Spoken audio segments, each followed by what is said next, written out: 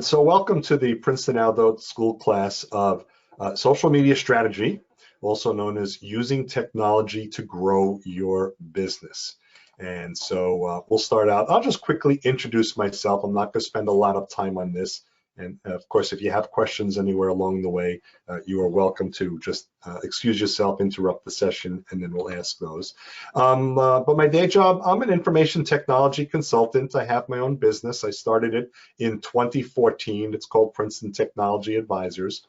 And we are a bit of a full-service information technology service company for small businesses and not-for-profit organizations, really any organization that doesn't have their own IT resources right now.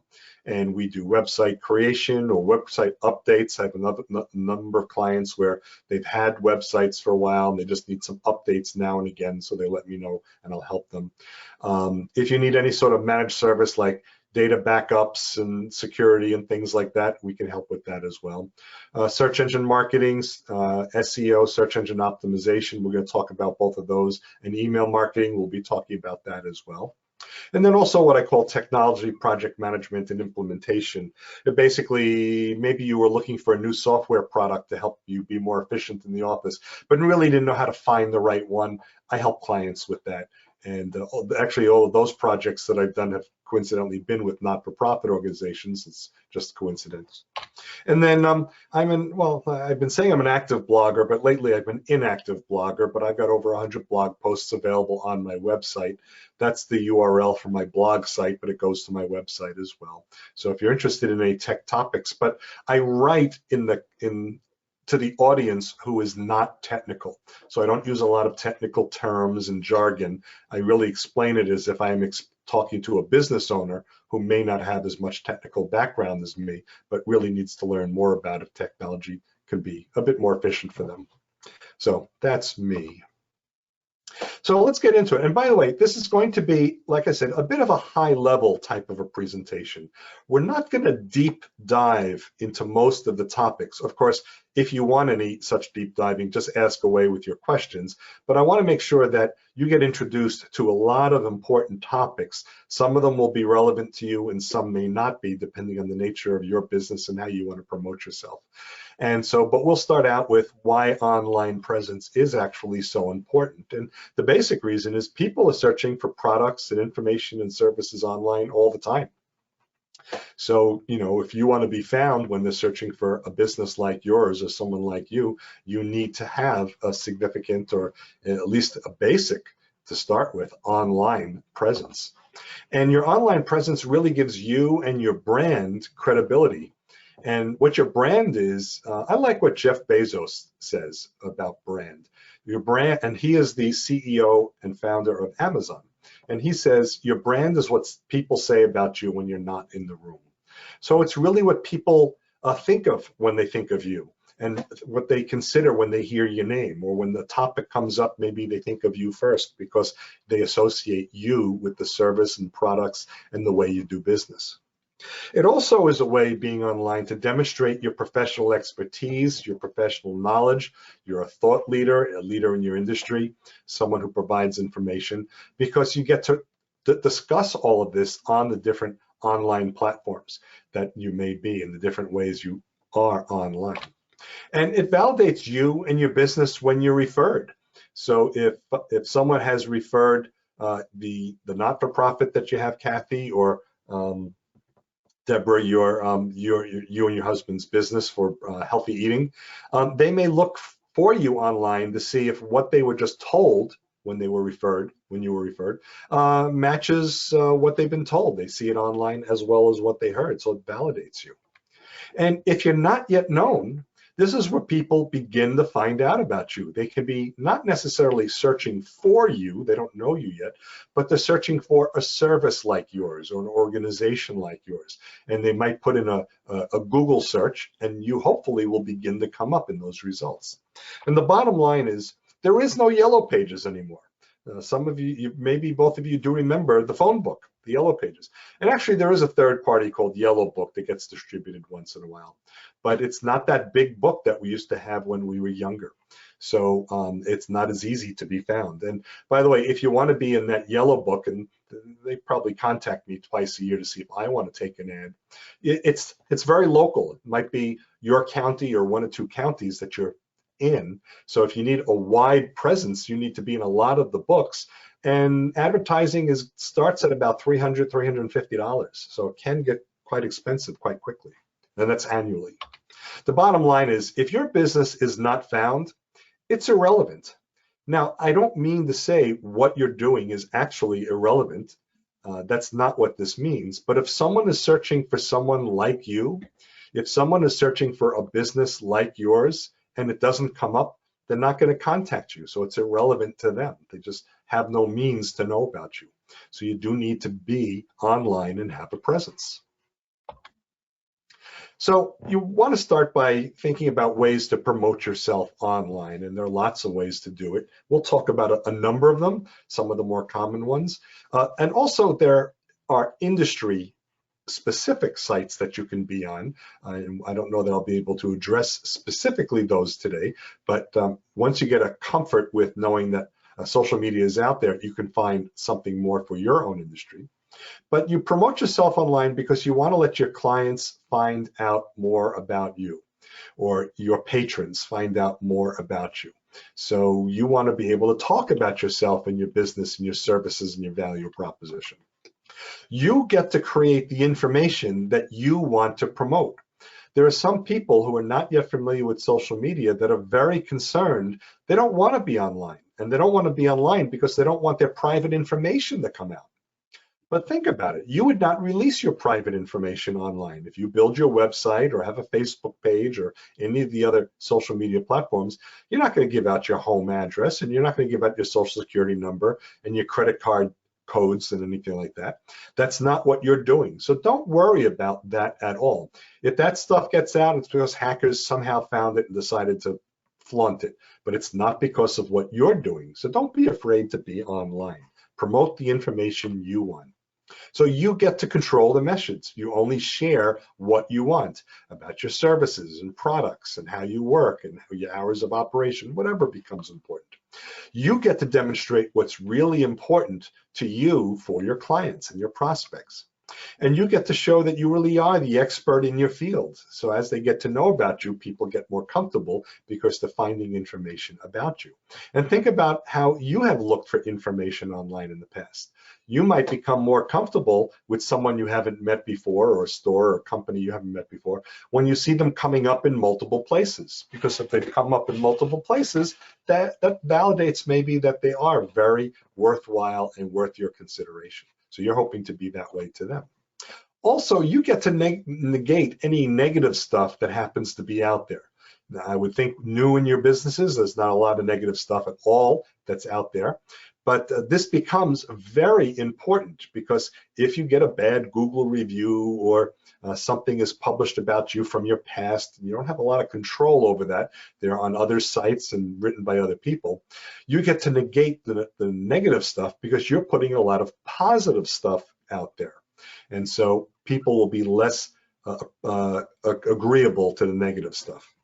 As an example, if you were car shopping today, and this, I don't know if you've car shopped recently or not, doesn't really matter, but if you were out shopping for a car, I'd be curious if you would consider shopping for the brand Toyota.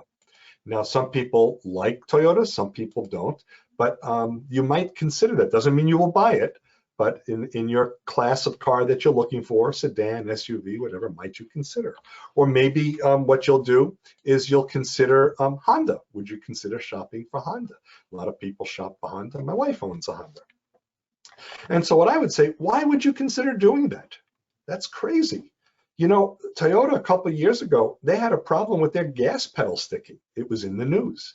It made it on the news. It was all over.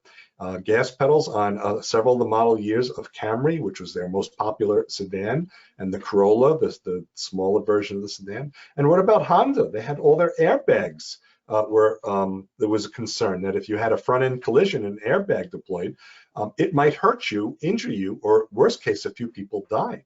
Because of the explosive nature of the airbag, there was some metallic parts inside that popped out and hit the passengers. So, you should not be considering Honda and Toyota because of the news that came out. but they are still among the most popular cars. And the reason why is they successfully controlled their messages and they rapidly took care of the problem. And so for most people, Honda and Toyota are still top cars to be considered. And ultimately, you have to decide what's right for you. In my wife's case, in our case, Honda issued a recall, and we went to the dealership and they replaced our airbag. It wasn't even a Honda airbag. They told us it was a Takata airbag, another company.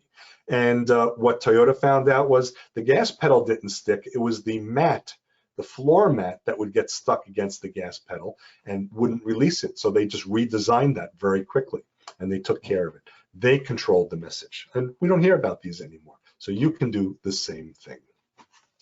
So let's first kind of define social media. And I saw this one definition, and I had read it a few times, and I really liked it. I thought it was really very appropriate. So social media is the collective of online communication channels dedicated to community-based input, interaction, content sharing, and collaboration. And I thought this was a terrific definition of just what social media is. But the more I thought about it, I actually had a problem with it. And maybe if you're experiencing this for the first time, you might think it's a little confusing. So I kind of boiled it down to, it's using the internet to share information with others. That's really all you're doing with being on social media. It doesn't matter what platform it is on the internet. It could be Facebook, or it could be blog posts, or it could be your website, and you're making it available for others and you're providing them information. So you're using the internet to share information with others. That's all social media is. It isn't more mystical or difficult than that. It's really a simple process. And it said communication channels, that was at the top, online communications channels. And so these are kind of the types of communication channels. Now this diagram is what's called a spoke and hub diagram.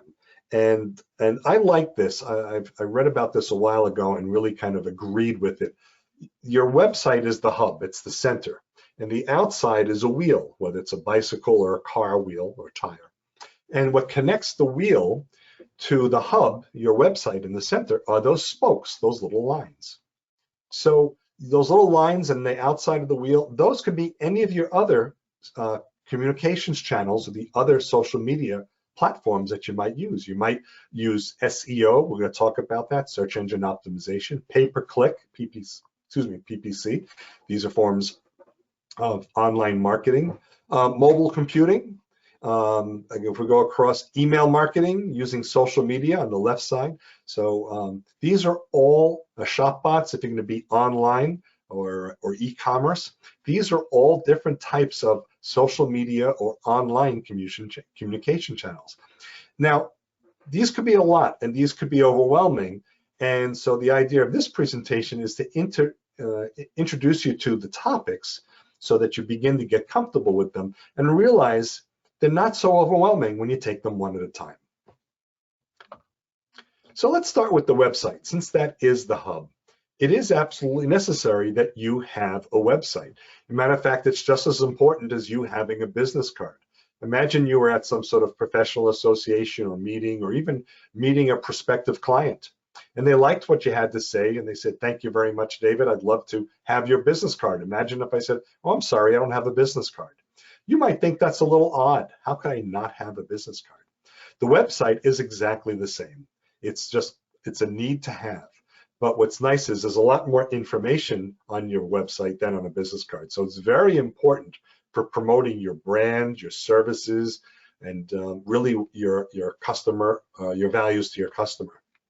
And obviously it lets you easily be found online. Think about any Google or Bing search that you may have done. You put in some keywords in the search bar on the top. We'll be talking more about searches later. And then a list comes up, a whole list, a page full. And of course, there are many pages after. Well, those lists are links to other websites. So that's how you get you and your website found through searches. And it's certainly much more robust than your business card, because your business card really has your name and contact information. But there's a whole lot more content that you can put on your on your website. You could post and download documents. You can have pictures. You can have multiple pages that are logically grouped and organized, so it's easy to navigate.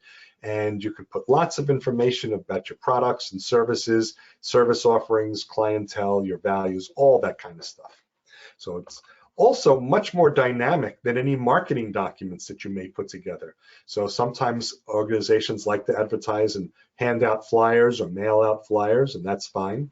The challenge is, as soon as you give them out, they're static, they can't change. But as soon as you have something new to talk about or promote or offer your clients, you can update your website and it'll be available in just a few minutes. So it's not static, it doesn't get outdated. It has all the information that you want and can keep current and as soon as you publish it. So when you promote content on your website, you want to deliver the information that helps your audience make an intelligent buying decision. We're going to be talking more about who your audience is in just a few minutes. But you want to deliver the information in the website that really helps them, because your message is not about you. It talks about you, but it's about them. It's about your customers and your patrons. It has to be helpful to them. Buying is typically a very selfish process. I will buy something I want. So you have to offer something to your audience and know your audience. And then you want to kind of tell a story. That's what I like to say. Tell a story about you and your business.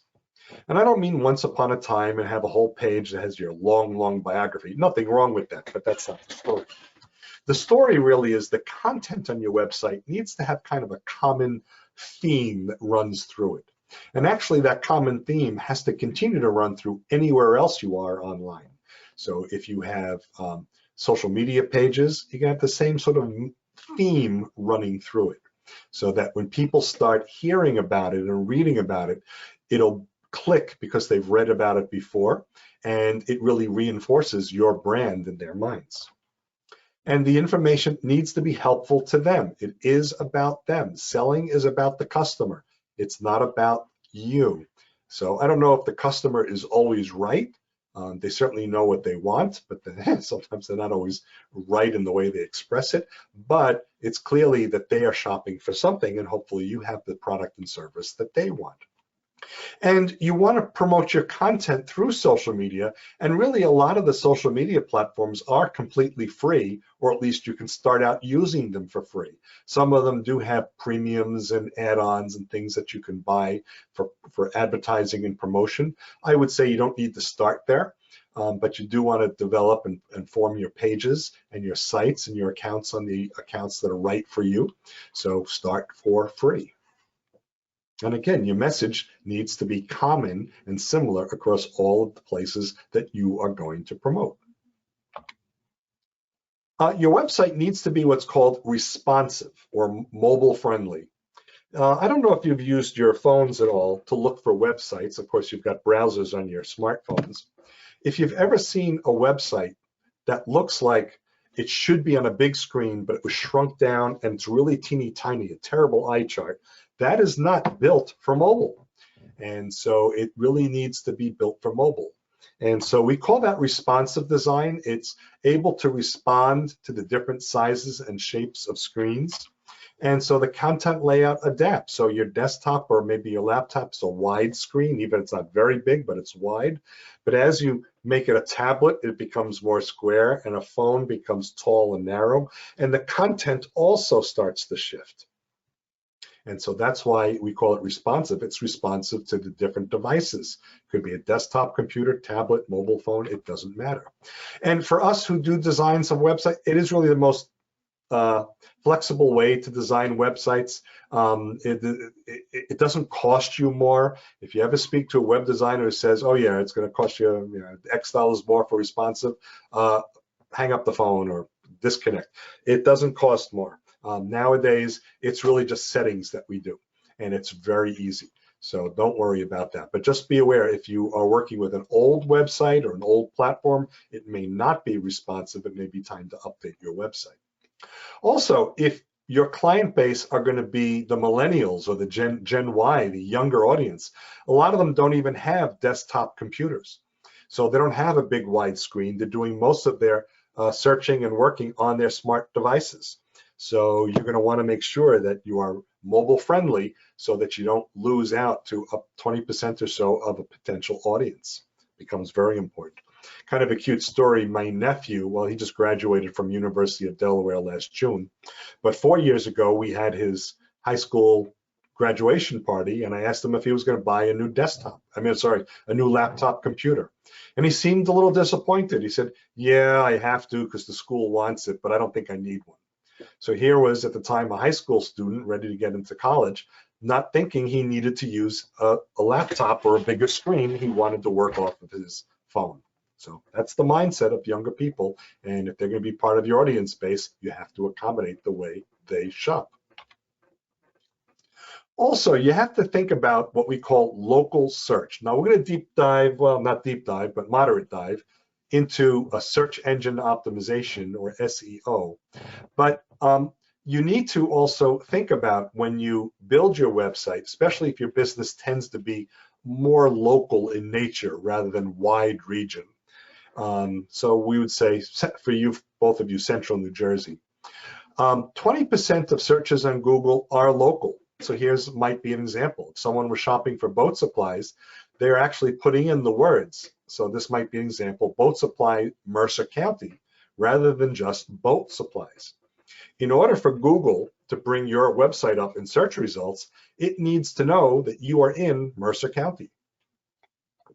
So as you put content in your website, and there's lots of places to do so, you'll want to make sure that you identify your geography if that's important for you.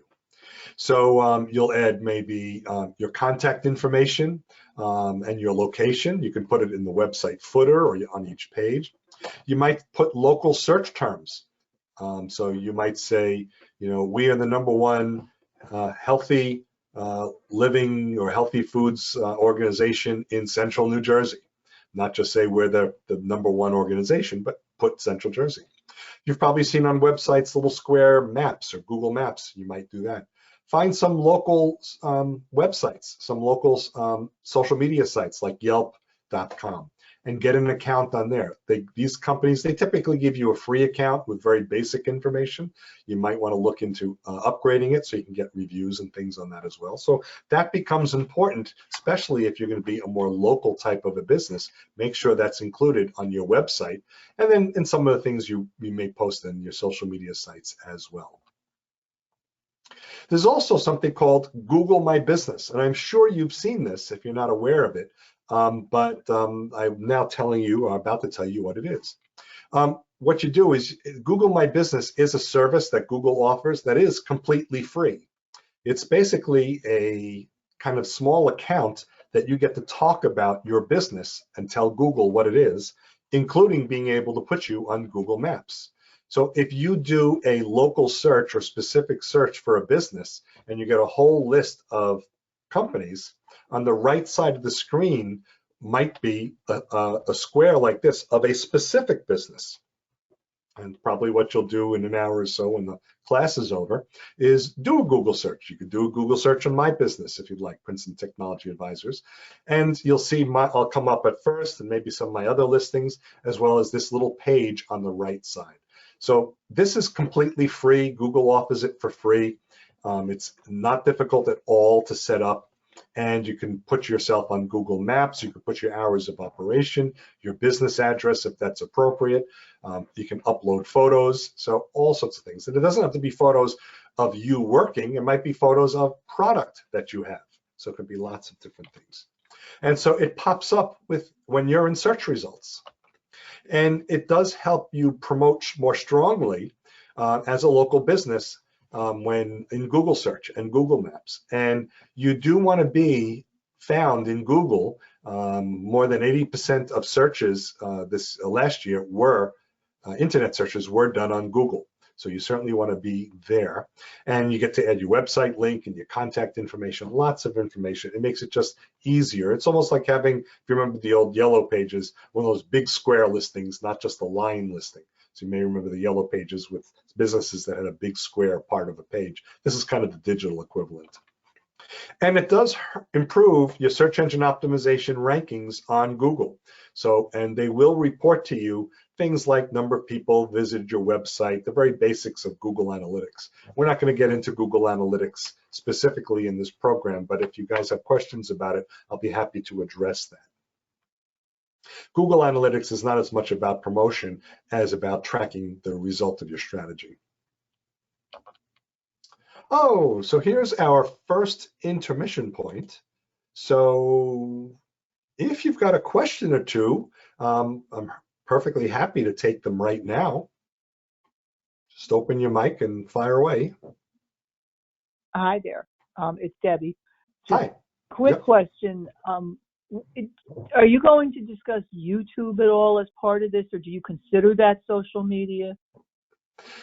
Yes and yes. I'm only going to touch on YouTube. And yes, I do consider it part of social media. It is an extremely large digital and video platform, and it's owned by Google. And it is free. You can have a YouTube channel completely for free, and you can embed those videos in your website and other sites as well. Yeah. Okay. What's your thought about it? Why are you asking? Well, because one of the things with my husband's business that we've done is because he's actually preparing foods and showing people how to do substitutions and things that might be healthier. It's so much easier to portray it on a video that, sure. You know, and as you said, the key word there was free. So that helped also. And I just said, you know, if we can use that as one of our places. Also, is there some way to understand on all of these different, I guess we'll call them hubs or spokes on your wheel, what demographic is more drawn to each of those, or who you find there?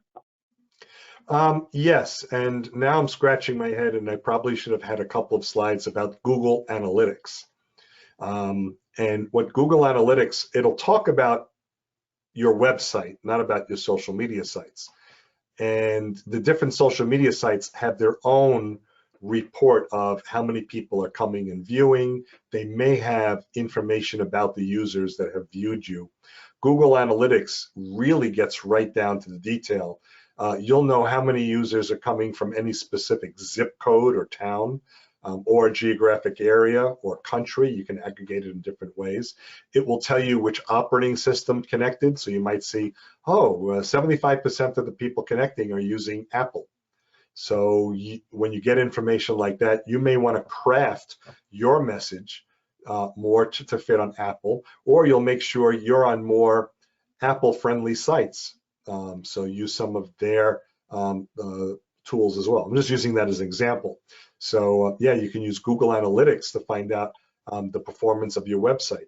If Google can figure out based on who has connected and whose account, if it's male or female, it will report on that, but it doesn't always know. And of course, you don't know if a husband's is using a wife's account, that kind of thing. So some of it's grain of salt.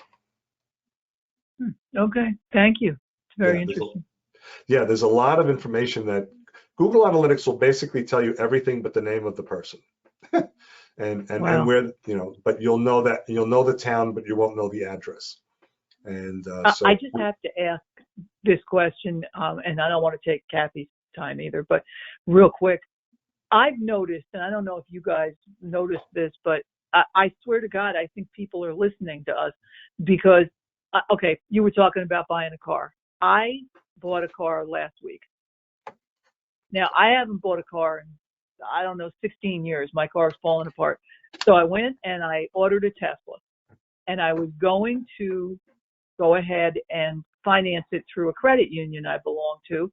And lo and behold, not an hour later, I got an email from that credit union saying, you're pre-approved for an auto loan. Now, is it coincidental? I've never received that before.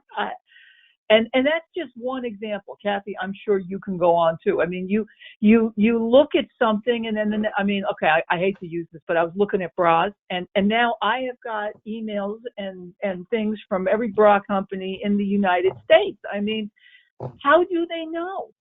So I can tell you, I don't get online ads for bras because I'm not looking for those. Um, Okay, and we know you're not a pervert. That's good. yeah, But and well, I am married, so I guess I can see them whenever I want. But yes, our online behavior is tracked, and sometimes the information is sold to companies, let's say like Tesla or the credit union. And boy, I'm very impressed that your last car was 16 years ago, and now you got a Tesla. So I'm a little jealous. And, thank you.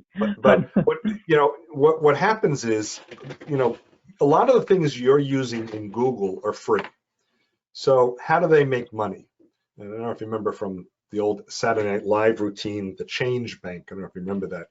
All they did was make change. How do they make money in volume?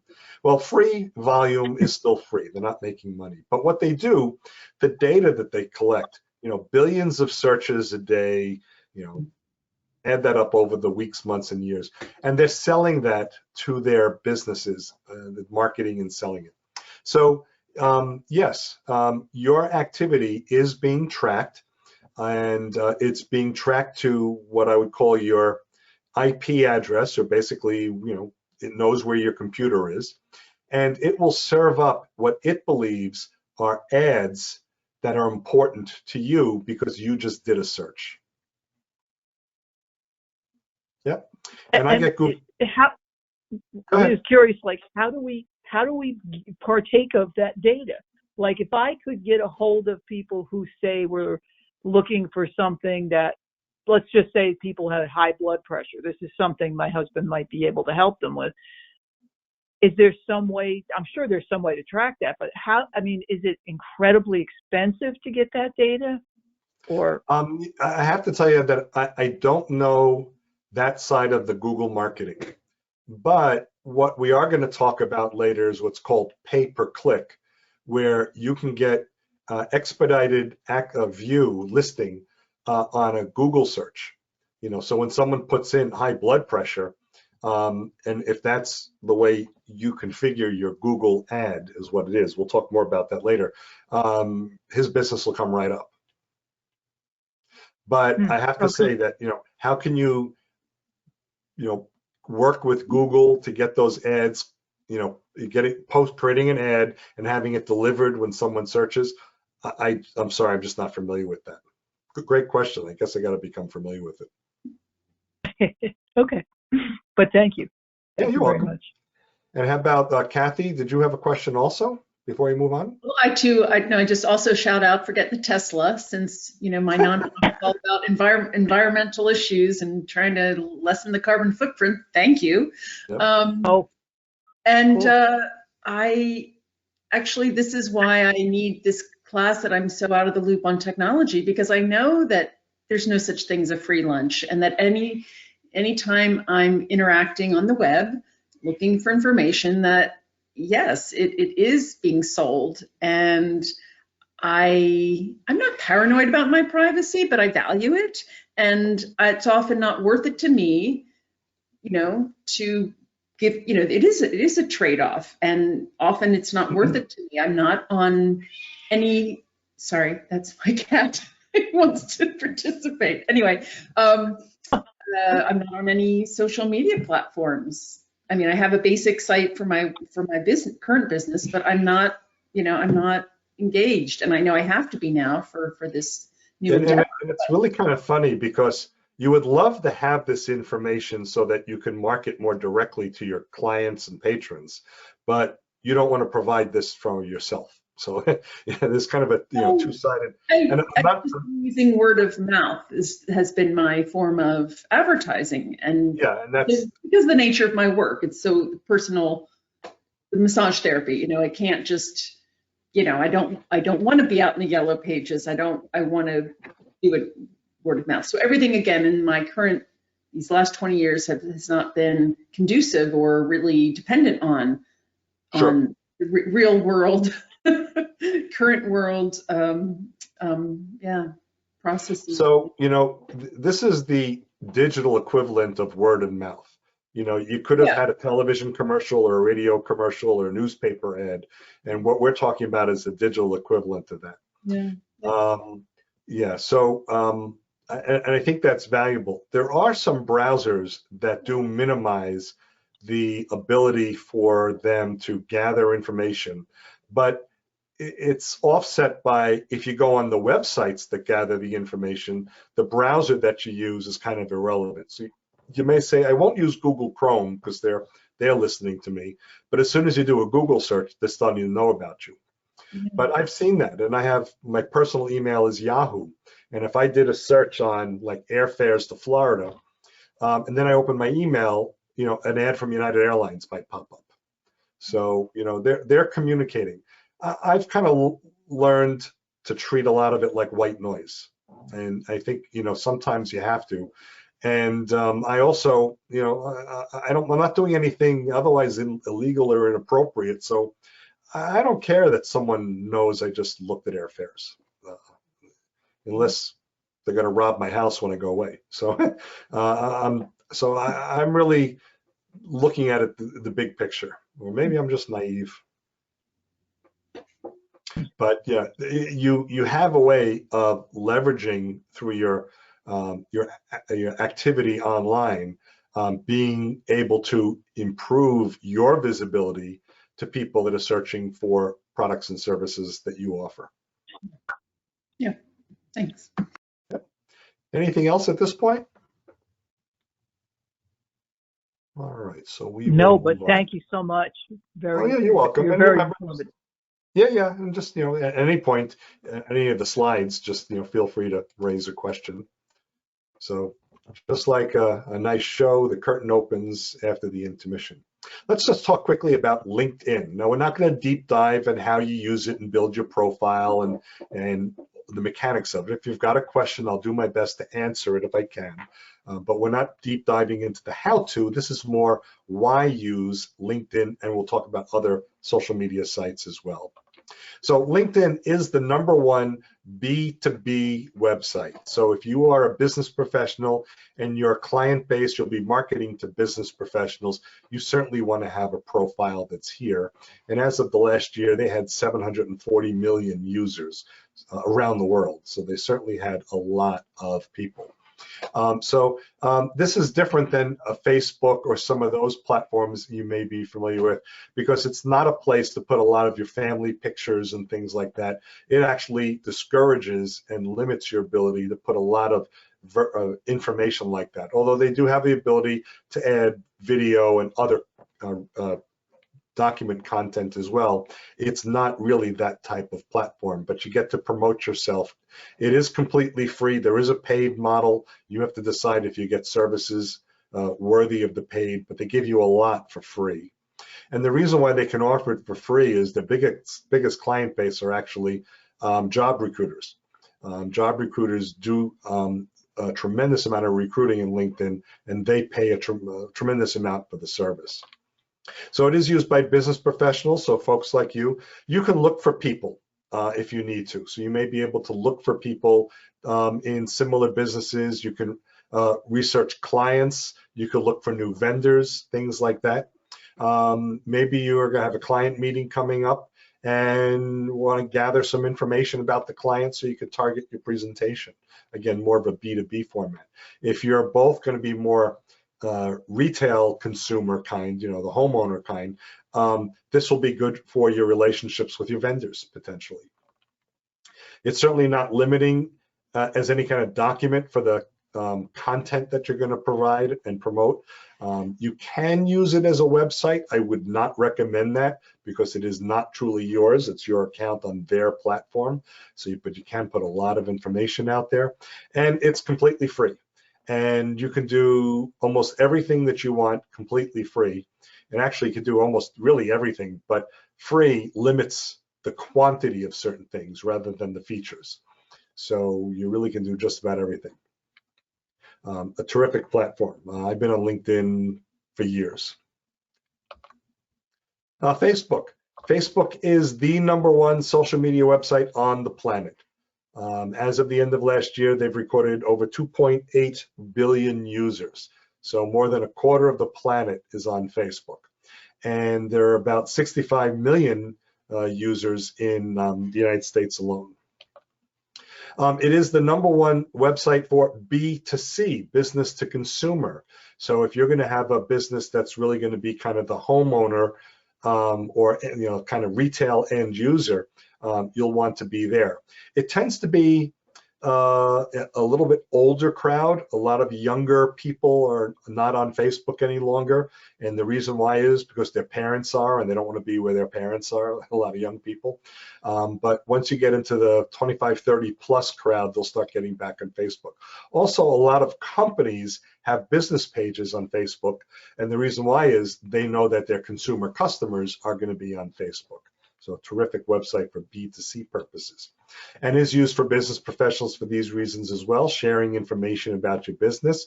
You can inform clients of specials, certainly people who are on Facebook more than anything else, and you can steer them to your website so they can find out more about you and your business and services and products.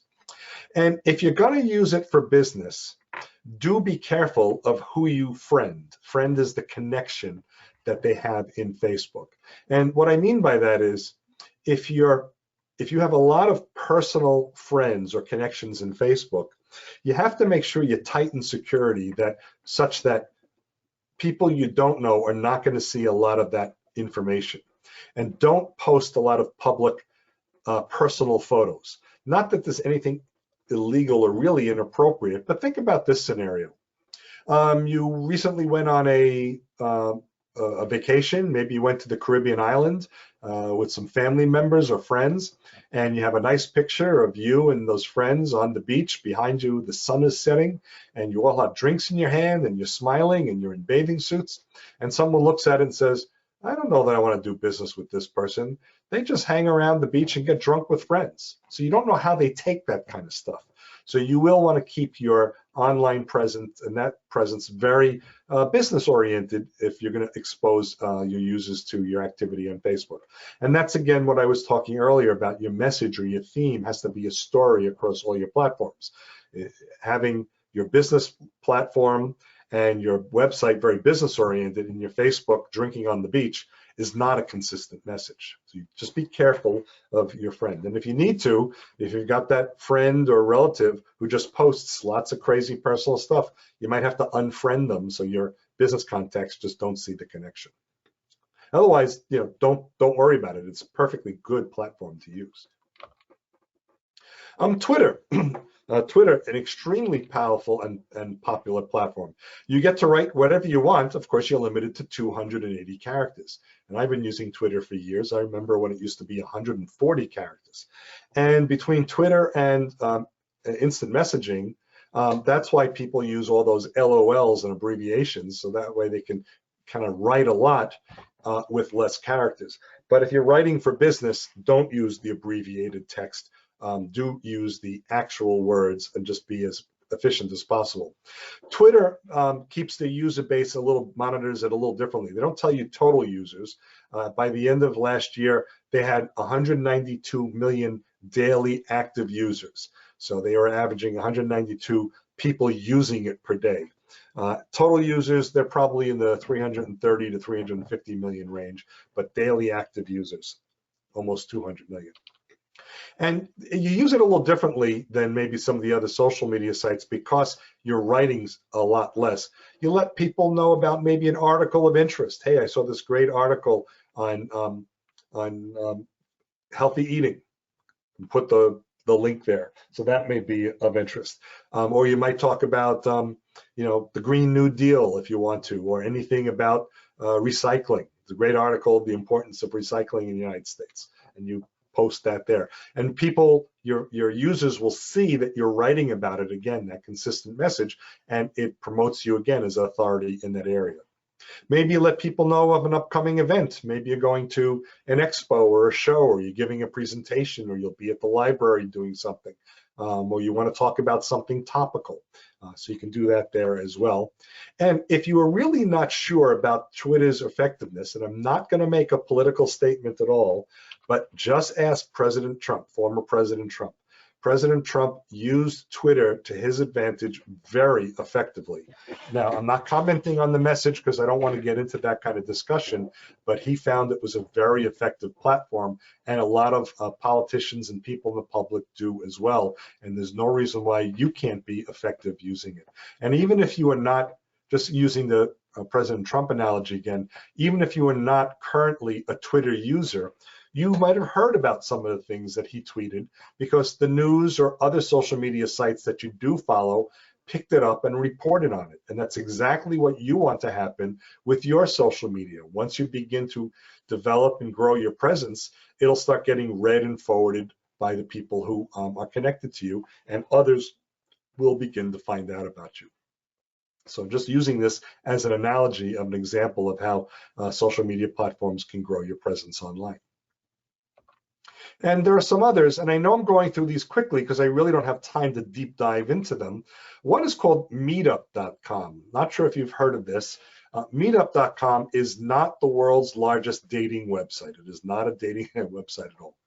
What it is a online list of groups and groups of people, and they can be personal groups or business groups. And these groups typically host their own events. Now, a lot of them had in-person events. Clearly, in the last year, almost all of them have moved to virtual events. And so you create a Meetup profile completely for free. Meetup never charges you and I, the end user. They only charge the people that make the group. And it's like $15 a month, so it's not terribly expensive for them. And in your profile, you put some keywords about your business interests and your professional interests. It guides you through it.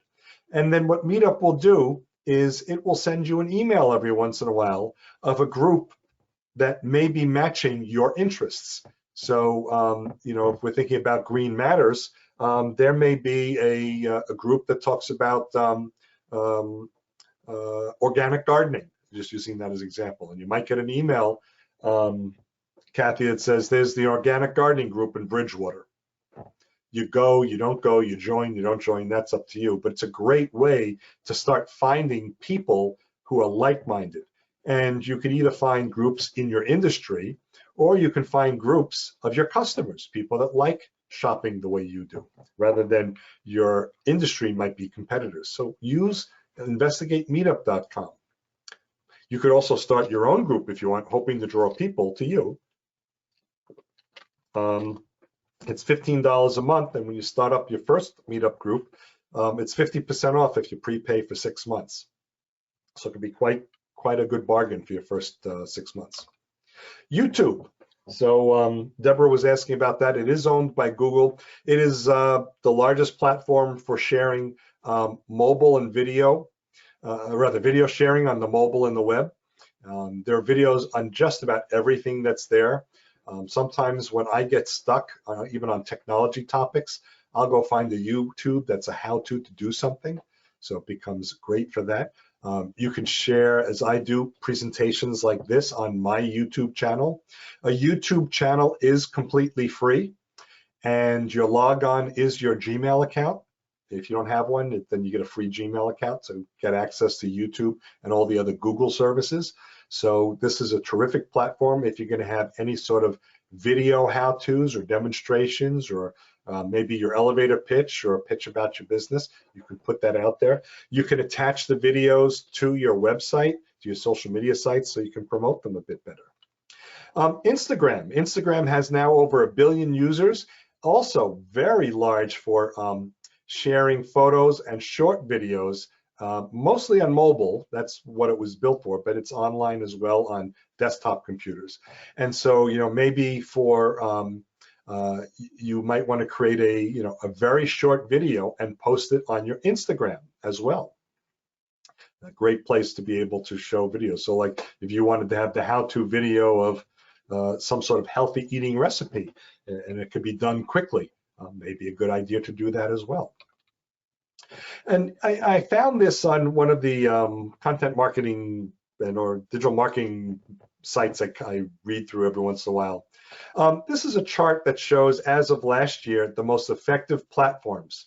If you're going to be a B2B, a business-to-business type of a business, here will be the most effective or most used programs for content marketing. So it does show that LinkedIn and Twitter really are on the top. Facebook, YouTube, and Instagram, not too far behind, but yeah, these are the platforms you may want to consider using. By the way, a little later, if you'd want, you will be able to download this presentation. It's a PDF file. The link on the bottom on the PDF, you can click on that link. It's an active link. So if you want to read the whole white paper about this topic, you certainly can do so just by clicking on the link.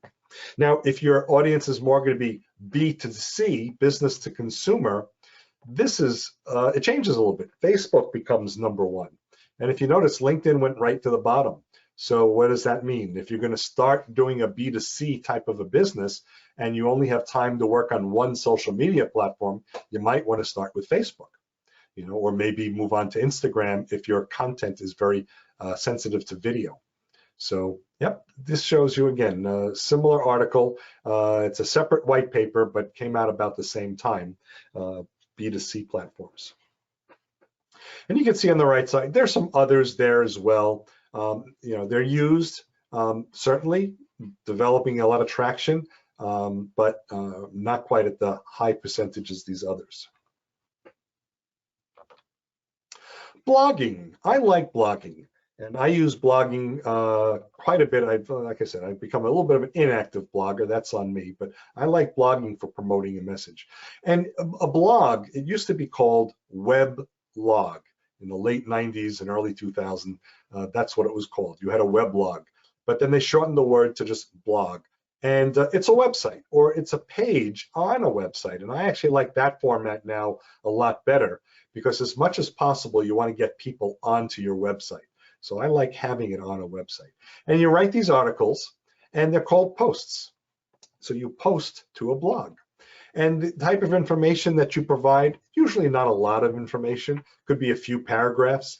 And typically, it's not something like a new discovery, but it could be your opinion or sharing information about certain products or services. You get to demonstrate your passion and what you enjoy. You inform your users, and that's really what the blog is for. If you discover something new, go to an industry authority, and you're going to write about things that your typical end user is going to like, write it here. It's kind of like an online magazine. And also let them engage, let them write comments if they want to. Every once in a while, I do comment on blogs that I follow. And it does help you grow your brand, because now, in addition to your website, you might have a monthly blog post, almost like a newsletter. And Google will like that you're putting a lot of content out there. It'll help your visibility on a Google search platform. We're going to talk more about that in just a few minutes. Email marketing and newsletters. Email marketing is actually a very powerful form of what's called outbound marketing, you sending a message to other people. The other sites that we talked about, the online sites and your website, that's inbound marketing. You put it out there and hope that you're found. In this case, you've got a list of email addresses, and you use email to send your message directly to them. Not too dissimilar from people that send flyers in your mailbox. So advertise a product or a service, certainly a great thing to use that for. You can provide information to them, send them the newsletters or the information that you want them to know. You can enhance relationships with current and previous clients, and the reason why is you're sending a message to them, and it puts you or keeps you in the back of their mind. They'll keep remembering you. They don't have to go looking for you. You're putting yourself right in front of them.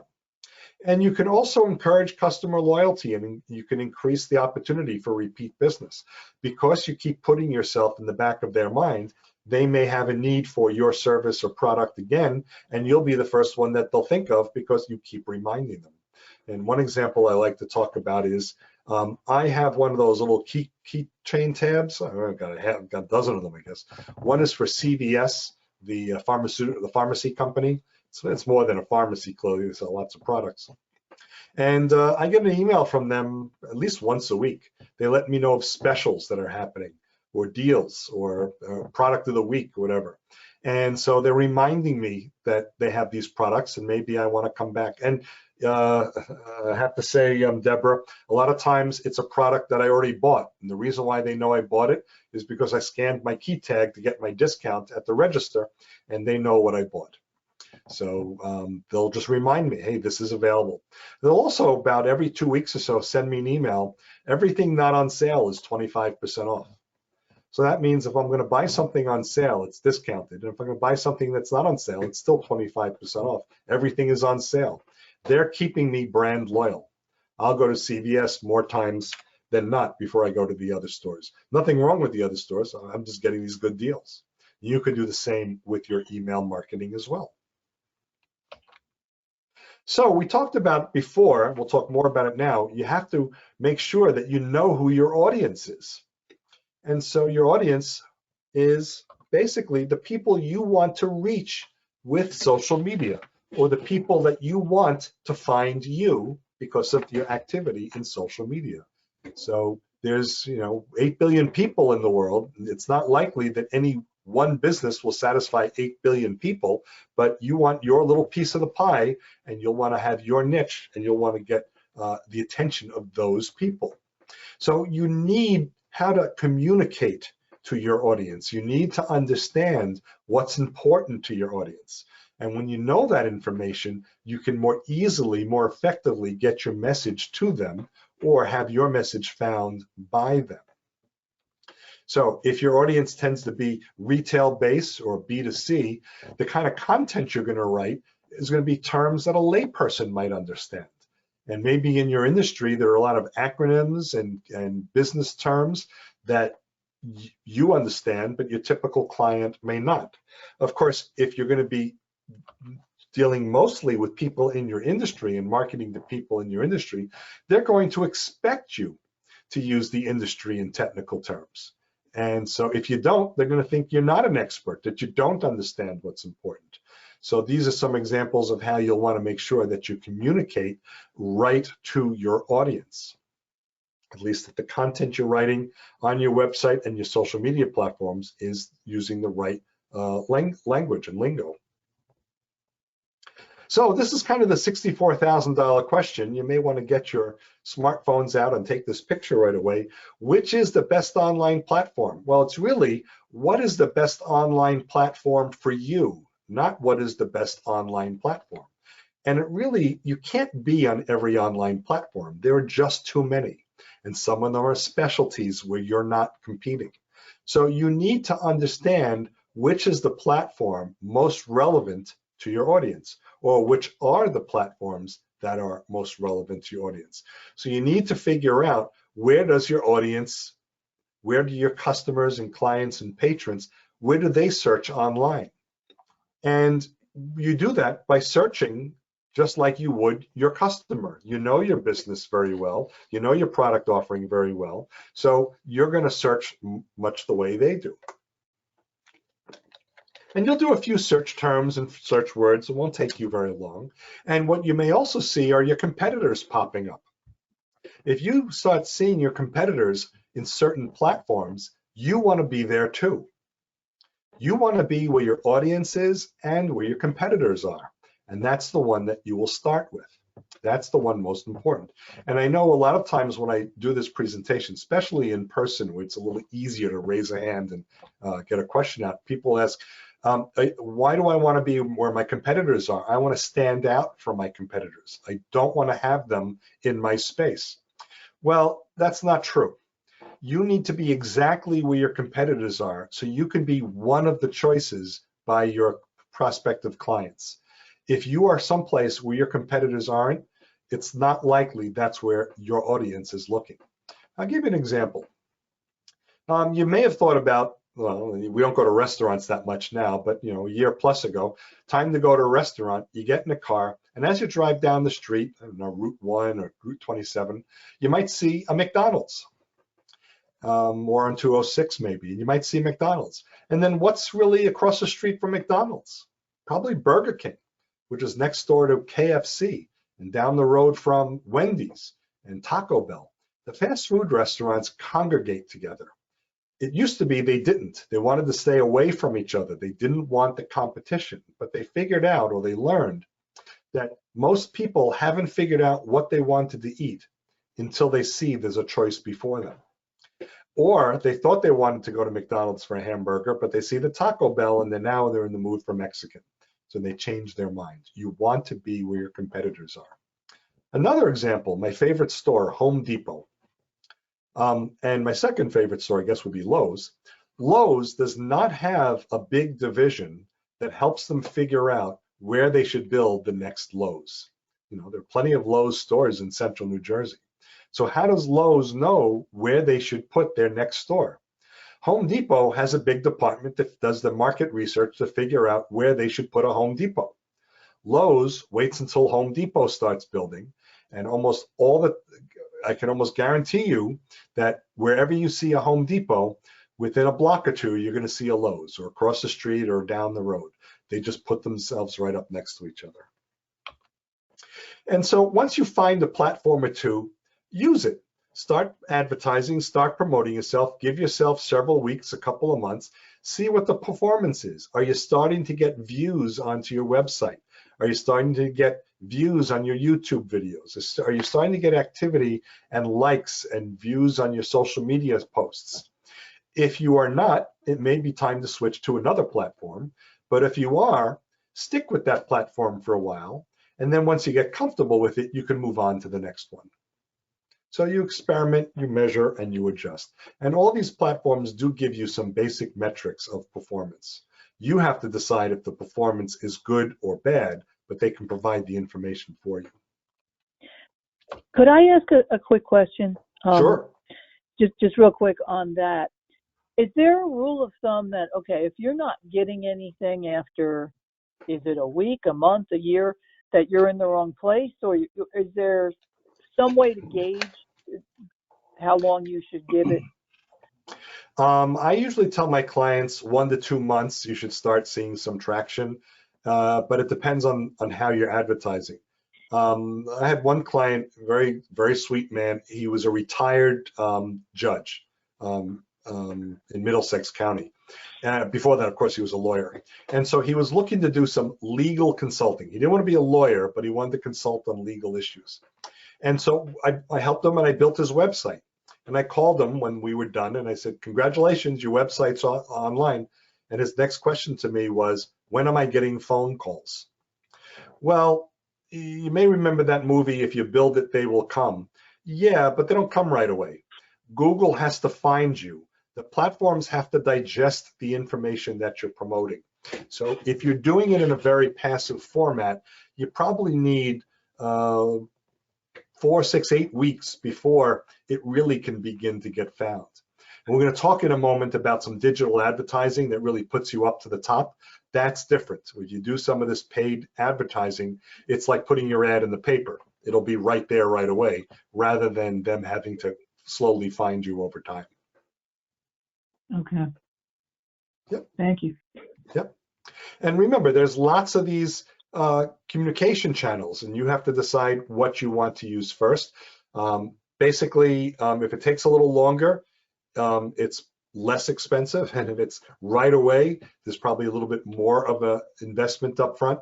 I can't really quantify that right now, but you have to decide what your budget is. Maybe your budget in the first year is build the website, but your budget in the second year or the third year is to do online paid advertising. You know, because you have so much expense per year, so you have to decide that for yourself. So what do?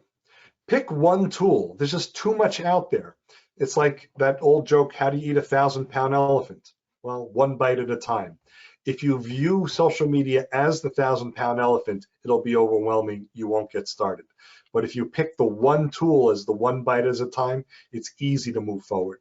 Sign up and create an account. In most cases, they have free accounts, so it shouldn't cost you anything to get started. And you sign up with an email address and username and a password, and start playing with it a little bit. If you need some how-to assistance, you can find some webinars. You can ask people that you know who know how to use it. Use YouTube and the other sites like that to find how to as well. There are classes. I know the Princeton Adult School does have some classes as well on some of the social media platforms. I don't teach them. You can find digital marketing consultants that can help you as well. So a lot of resources to help you become efficient and effective in using it. And then just get started and move yourself forward. So another intermission point. Any questions again right now?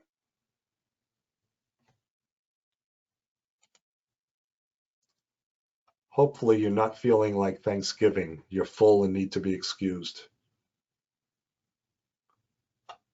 No, this is the right level for me. I like that. Oh, okay. Oh, thank It's you. not deep dive, that it's just a lot of good highlights. And if you were doing deep dives, then yes, it might be yeah. Right, right. You know, when this is over and you digest it a little bit, or you're welcome to go see the video a little later, it may help clarify for you where you want to start. And, you know, I would think for you, it may be starting at the website, because you don't yet have your website, but you may want to start with a Facebook presence, if that's appropriate, or on a social media. That may be easier for you to manage rather than building a website. Well, something I've been on LinkedIn in the past. I think I've been on and off twice. I was just more getting shout outs from people who I went to school with. It was kind of more of a Facebook function than business. But when I was thinking about researching donors, when you said you can find out someone's profile, you know, you get to learn a little bit about them, just get enough to make that connection, try to find a way to stand out a little bit and make it personal. If I were to send a letter or some type of marketing piece that could be very personalized as a result of that. So that was. There are donor management software, and Oh. I've done investigations on them that can make you efficient and effective once you start receiving donations. It'll integrate with your email marketing, so you can start sending out messages if you want. There's also Wealth Advisor software that's out there for not-for-profits. It's not investment software, but it's kind of like a list of wealthy people. And so you can, you know, dig into that. And that tends to be a little pricey, but that's available to you as well. And so if you wanted to go find a number of donors that may be in line with your mission, that may be worth your while. And if you may say, gee, $5,000 is a lot of money, I don't know exactly what it is for a subscription, but you're targeting high wealth donors, you might get that back with a couple of donations. So, you know, it may be a worthwhile investment. You would have to figure that out. Okay, thank you. Thanks. Yep. Any other questions right now?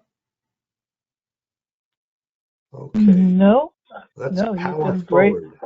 Okay. And hopefully you're not feeling too sleepy and you need a cup of coffee, but you could certainly take the time to do so if you would like. And so this curtain will open. And let's talk about search engine optimization, a very powerful tool. This is something basically that you do for your website. And it sounds like for both of you, you don't yet have a website. And so it actually becomes very cost effective that you do the search engine optimization work at the time you build a website. Because when we do search engine optimization work for an existing website, we go into the programming of the website and make a lot of changes. If we're building the website, we're going into the website and making a lot of changes. We might as well put the SEO stuff in at the same time. It's a lot less expensive than doing it as two separate projects. So, you know, if you want more information about that, we can talk offline, but you do want to consider this. But we'll talk about it again at a high level. And first, I thought I'd explain, how do search engines like Google and Bing really work? Because there's a misconception, and you may have this misconception. Well, certainly what you do is you enter a search word or search term in the little box in the search engine. and I'm sure you've used Google many times, or Bing, whatever your favorite is, and so you put that in there. What Google and search engines actually do not do, they don't do this. They instantly search every website and every web server around your geography, around the country, and around the world to go find what has matched your search term and then return them in a list. That is not what Google does. Google doesn't now go out to the whole internet looking to find something that matches. No way they'd be able to return hundreds of thousands of results in a second and a half. What they actually do is, day and night, Google is scouring the internet. They have these little programs called spiders, crawl the World Wide Web. That's why they call them spiders, where some people call them bots. They're like little robots. And all they do is find content on websites. And it's like a garbage collector. It just collects it and it sends it back home to Google. And Google has this incredibly large database that it then tries to aggregate this information in a way that makes sense for the search engines. So what happens is when you put in a search term in Google, you're actually searching the Google database that already figured out what it should serve up based on your search term and other criteria like where you're searching from and other things that it can find. So your results are really a result of the information in the database. So Deborah, that's one reason why when you make an update to anything online or on your website, it's not instantly found by Google, because the little spiders or bots may not have found that new stuff just yet.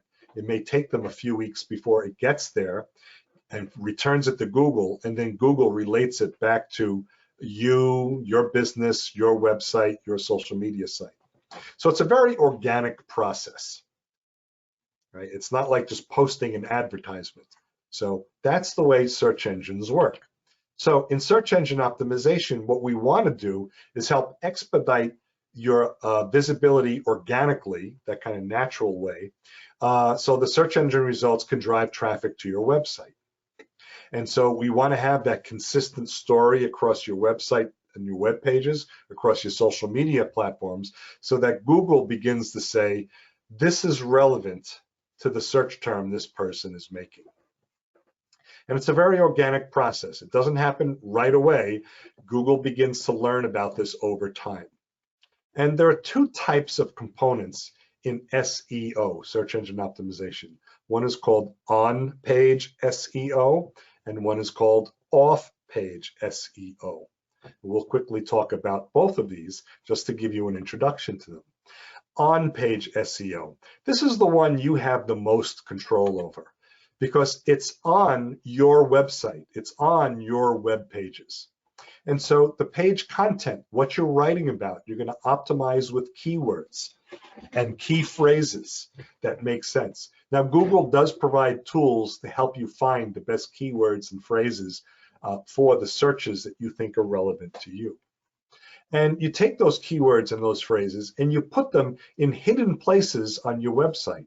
So you may have a website and it's called Technology Services, but actually there's a separate field inside the website called the title, which is separate from actually writing the title. So it's a page title.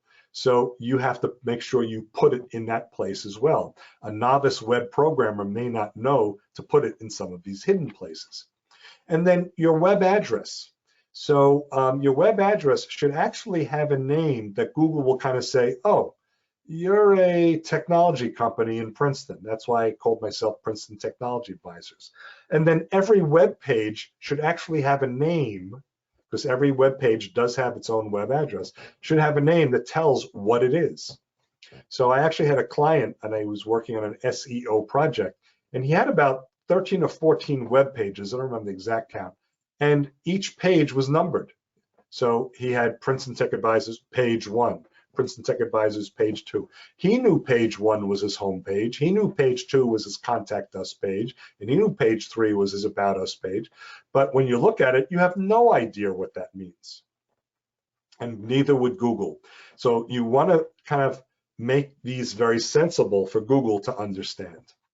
And then there are these things called meta tags or meta description. They're in different hidden places in the website code. And it basically means it's the data about your data.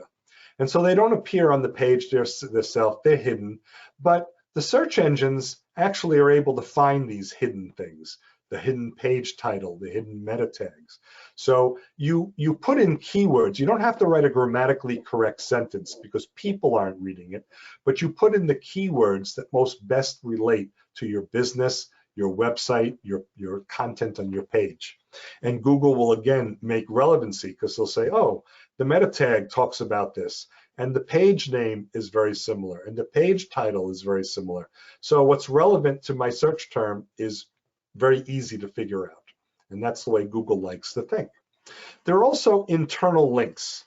So you can have a link on one web page that says, click here to contact us.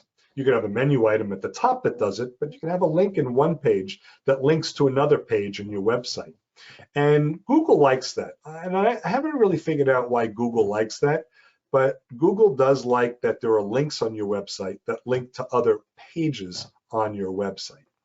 So good idea to do that every once in a while as well. So have those page links. So even if you have a menu item, you can have a link on a page to go to another web page on your website. And then this is a fun one. They're called alt tags, or people know them as image tags. You may remember years ago, probably not doing it now, you went on vacation, you took photographs, and you printed your pictures. And after you oohed and ahed over them, you put them in a photo album. But before you put them on the photo album, on the back, you might have written something.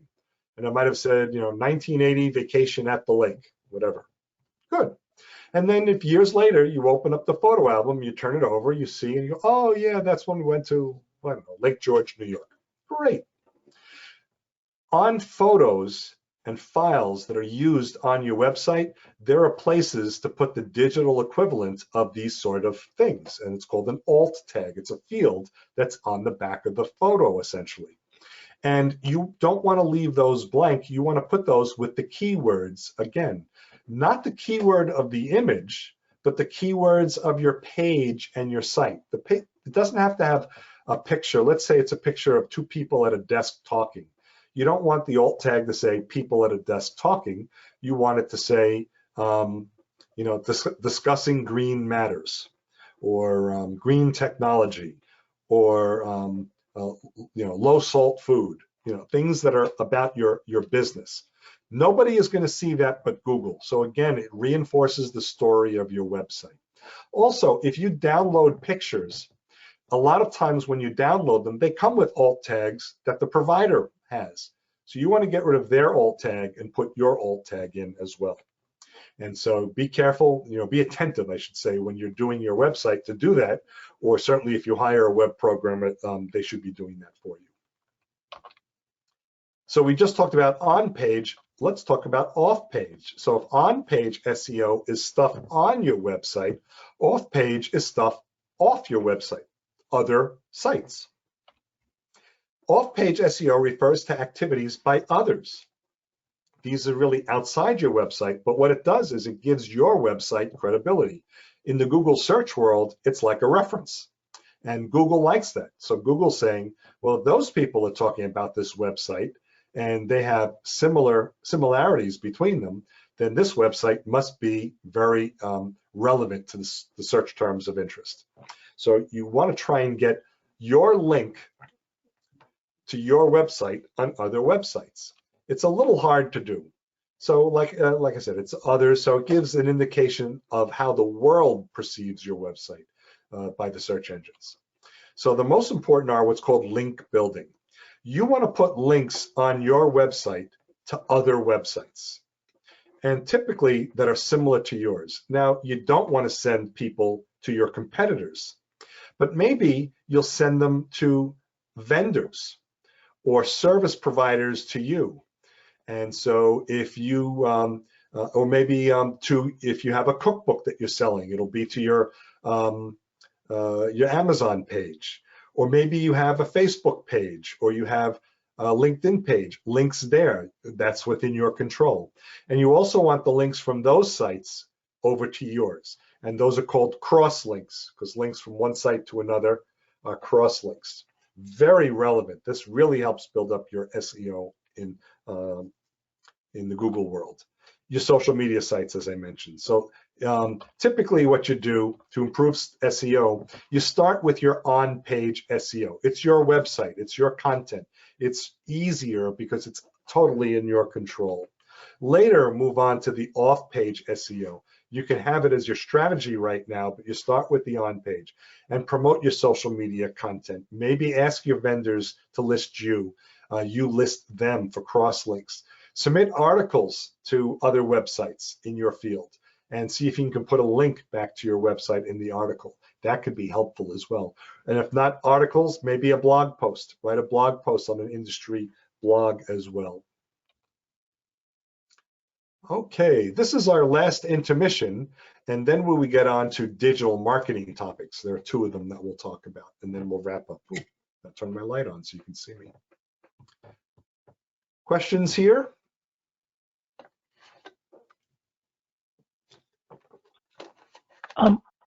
You did mention about the cross links, and I've Yep. been reading that you can, okay, say for instance, my husband was cooking something and he used his fancy schmancy sous vide machine, and he was talking about how well it worked.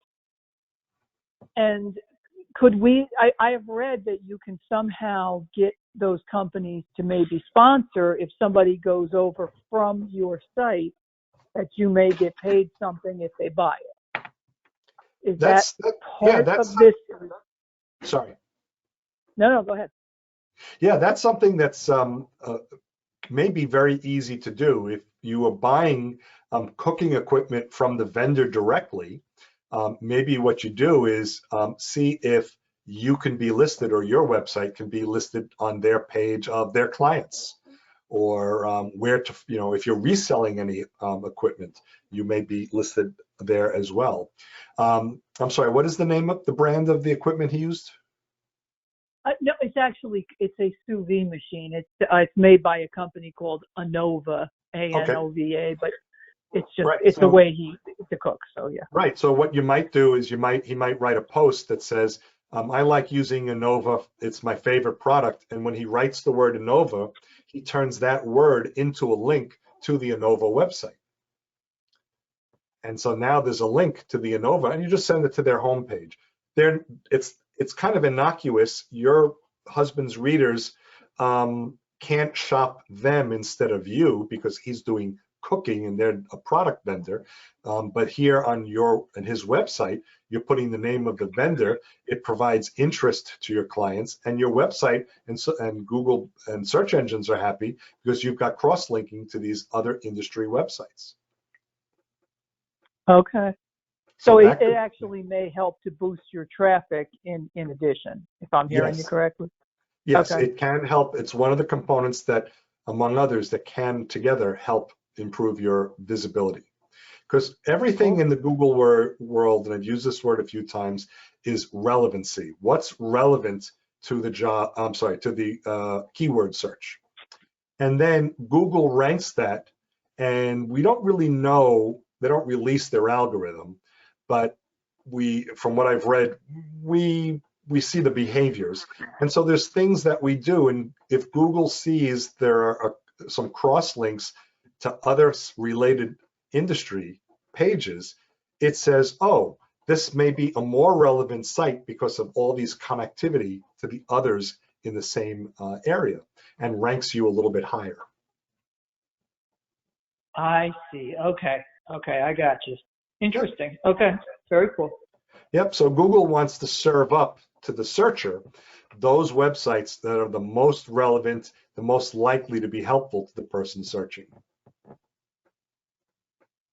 Okay, that's fascinating. Okay. Yep. Okay. Any other before we move on? And we'll have time at the end as well. Two more quick topics and then we'll wrap up.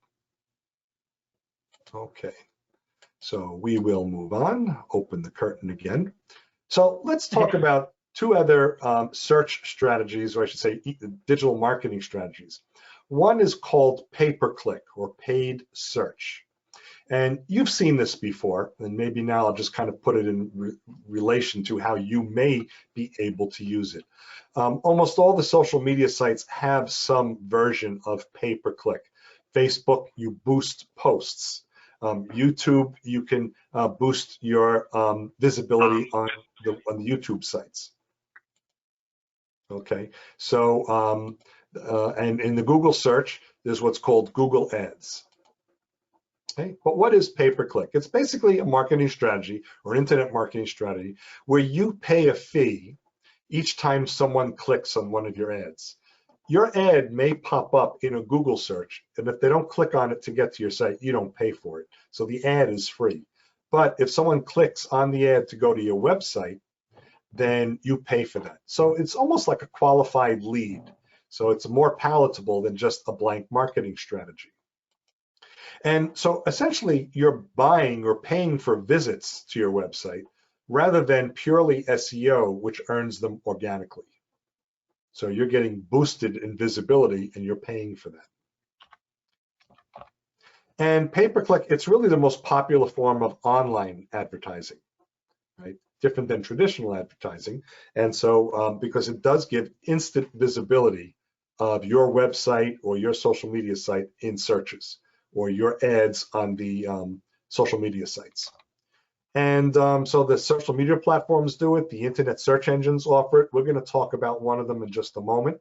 And so these are all available to you. So one is called Google Ads, and it used to be called Google AdWords.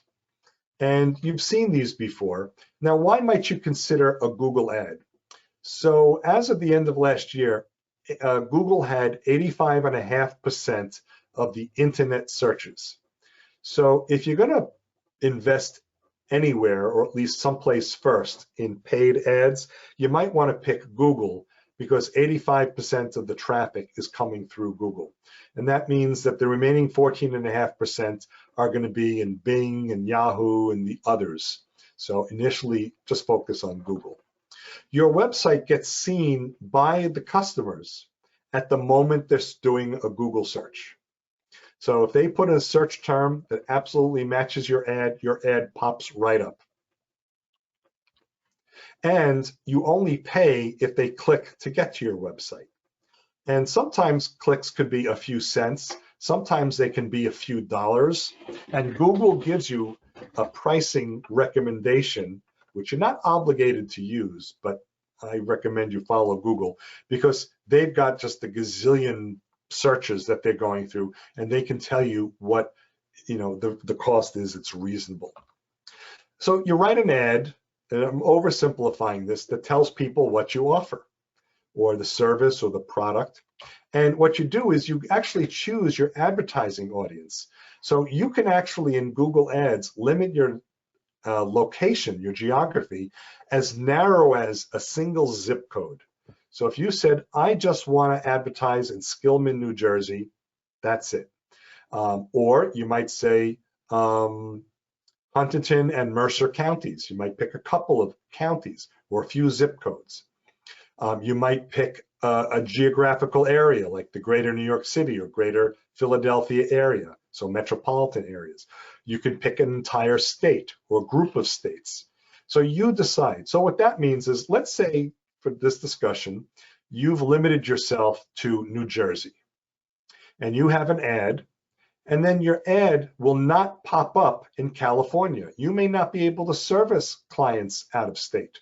So why pay for the opportunity for someone in California to click on your ad where it'll buy you nothing? And then so you choose your advertising location, you choose your keywords, and you build your ad, and the keywords are what people will search on. And then you also set what we call a bid strategy, how much you're willing to pay for the click. Now let's say it's $1 a click. That means every time someone does a search and then clicks on your website, you pay Google $1. But you can also limit your budget. And so that way you may say, the most I'm going to spend is $10 a day. $10 a day for 30 days is $300. So if you have a $300 budget, you can limit. Now, if you get 10 clicks by 9 o'clock in the morning, the ad will stop showing up. Your regular search will still work. You'll still come up in an ordinary search, but the ad won't pop up. And then tomorrow morning, it'll be reset and you can do it again.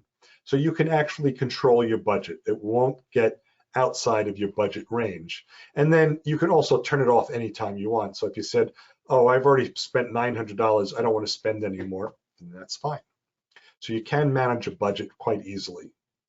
So here's an example. I put in plumber Princeton.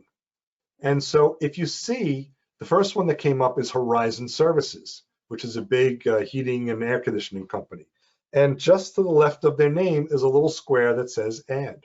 So they paid, or they wrote an ad, they created an ad, and had I clicked on it, they would have paid for the privilege of me reaching their website. The next one below that is one of those Roto-Rooter services. They call themselves Middlesex Plumbers, and that's Roto-Rooter. The next one is Mr. Rooter, another plumbing service. And the next one down, AJ Perry. That happens to be my heating and air conditioning contractor. So they are there. And below that, which is funny, aren't even plumbers. So the next few didn't turn out to be plumbers, but are some of the promotion sites like Home Advisor and Yelp. So, but that's what ad will do. It'll put you right there. As we compare search engine optimization, which is basically an organic process, to pay-per-click, which is an on-request process, an instant process, I just wanted to compare them for you really quite easily. So they're both called search engine marketing, but the search engine optimization is a slower realization. It's a more organic process. It's also free. You may need to pay someone to build the ad for you, the contractor, if you don't do it yourself, but you earn it. You're not paying for someone to find you. You're not paying for someone to click on you. And we say it's very durable because once Google knows about you, they hold on to that information. So you'll come up very reliably. The next pay-per-click is very fast. As soon as you publish your ad, you will show up that very next search. It can be expensive if you don't manage your budget too closely, or it can be expensive if you have a big budget too, because it depends on how many clicks you want to allow. But it's temporary, because once you stop the ad, it stops showing up. Of course, you won't pay anymore, but it's turned off. So it's like a light switch, it's on or off. And what's nice with pay-per-click, it's a little easier to measure your return on investment. You could say, I can see these clicks that have come to my website. Also, it's not affected by search algorithms. So if Google changes the rules for search algorithm, and it does all the time, yours will still come up with the ad on top. And you can better target your audience, certainly by geography and by keywords, where search engine optimization, that's a little harder to do. So it's kind of the difference between them. And it may be appropriate to do both. If you have an advertising budget early on, do pay-per-click for 2 or 3 months and let search engine optimization organically begin to develop attention. And then after a while, you turn off pay-per-click. That may be a strategy for you as well. So as we wrap up, social media is using the internet to share information with other people. And it includes your website. We didn't talk about it, but e-commerce, which is a website for selling products online, all your social media platforms. You can use email marketing, search engine optimization. You may remember that Spoke and Hub, the Circle, all those different platforms and more. You do want to monitor your service. You may want to tweak your campaigns. You might try a pay-per-click for 1 month and then change the search terms for the next month and see if it improved or not. Okay, visibility is still 100% based on the search term. You just want to see if you're getting better visibility or less depending on the search term, and you want to measure those. So you get started with one. Find the strategy, find the platform, find what's best for your needs that meets your customers' needs, and get started with that one. As you get comfortable, you can always add a second one. So it's like eating the 1,000-pound elephant. Just start with the first bite.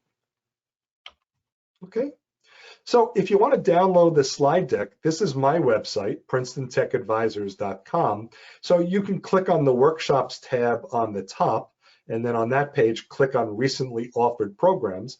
And right now, this will be the top program. All of my presentations that I've ever done are on those pages, that recently offered programs page. From that page, you can click prior years and whatnot. So you can see older versions of this. You can see some of my other business programs as well, if you find them of interest. All the slide decks, and you can download them. They're perfectly allowed to download them as well. You're welcome to do so. And so, great. So there's my contact information. And how are you ladies doing? How about any other questions, thoughts, challenges, concerns, fears? Okay, there you struck a chord on fears, yeah, but yeah, you know, we did talk about early on, just before we actually got started, you know, look also at business networking groups. So one thing that's nice about building up a referral network, and I think Kathy, you mentioned, you know, you only got started with LinkedIn and you connected to friends. Well, that's fine, or former coworkers. But really, you don't connect to people so you have access to them. You connect to people so you have access to their network. So you may connect to a coworker, and if they have 500 connections, you've just expanded your network by 500. So that's what you want to do. And so the people you're connected to might be your referral over to those people, a way to connect, but you want to gain access to their network.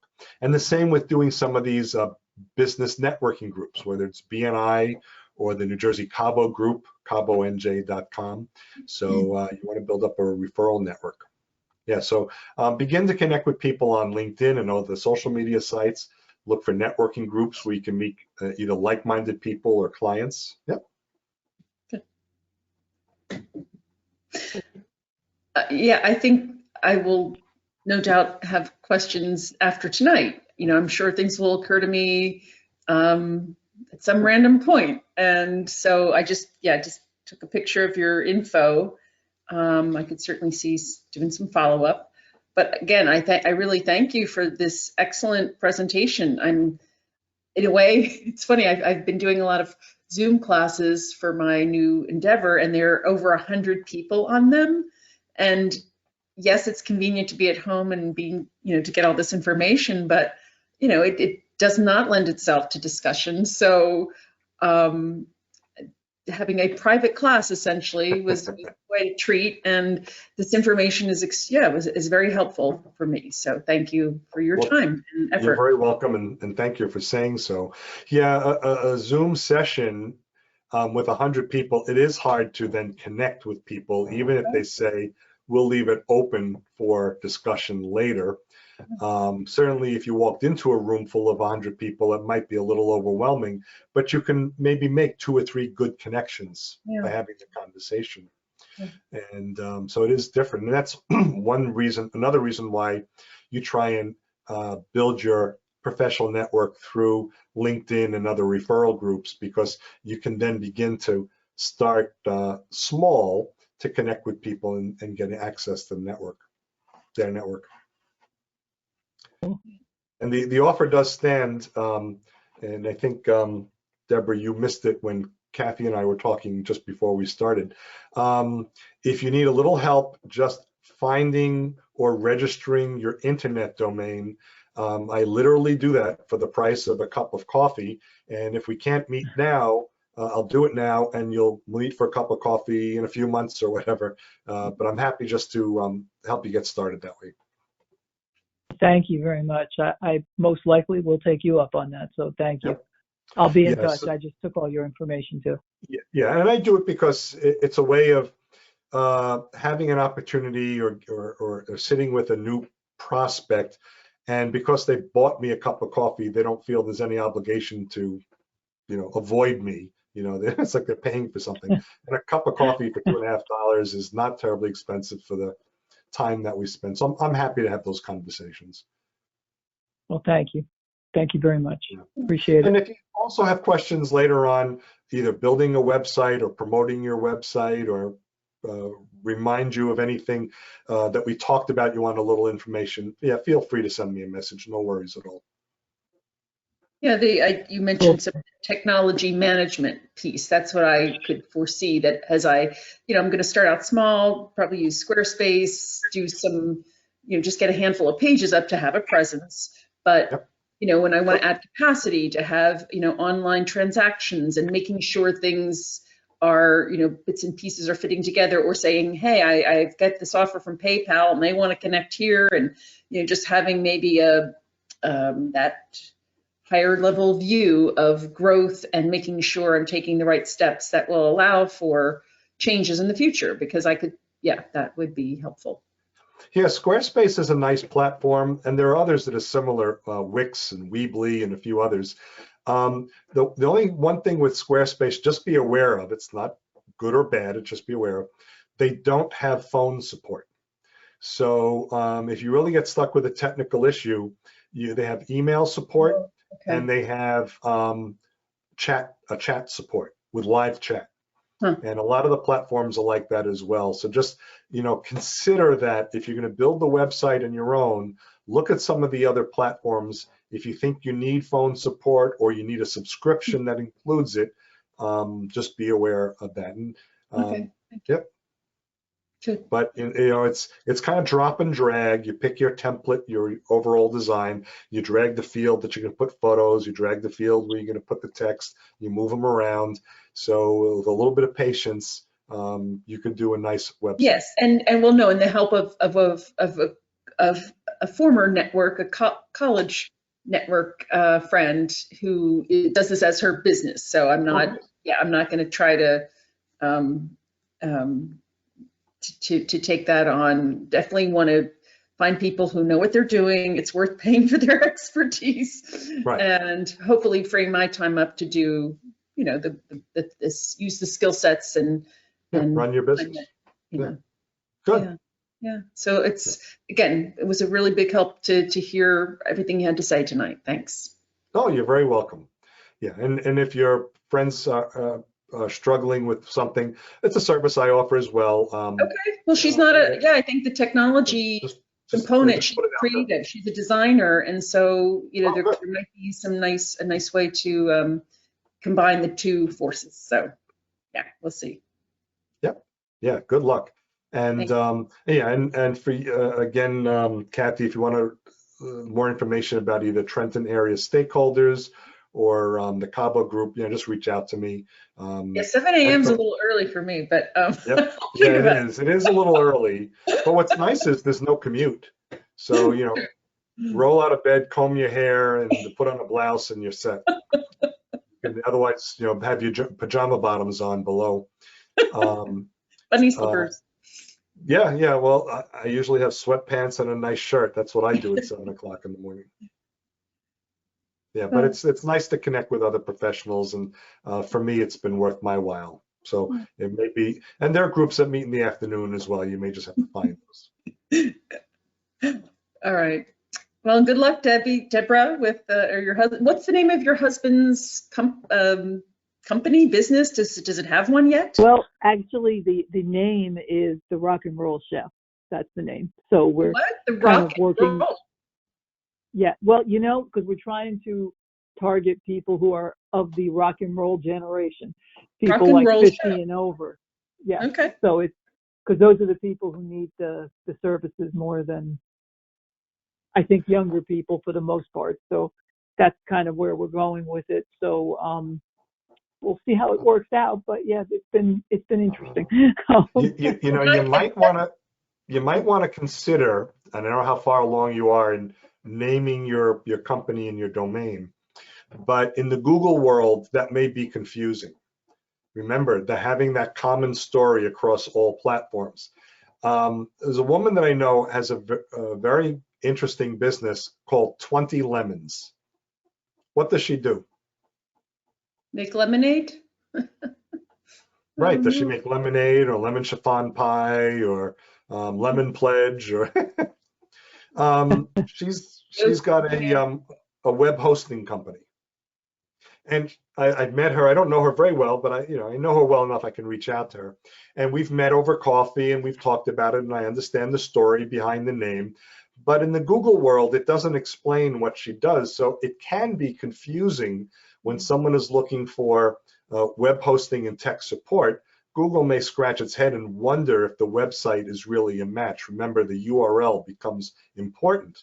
So, Deborah, what you may want to do, at least as a web address, and I'm only, spitballing here, rock and roll cooking or rock and roll wellness, or something like that, that also helps Google understand a little bit more of it being relative or related to the search. Okay. Or just like a random person that you just told the name of, because that was not staged. I was like, what? Rock and roll show, huh? It didn't. Yeah. No, actually, it's rock and roll chef. Oh, chef. Oh, okay. Oh, okay. There you go. I'm sorry.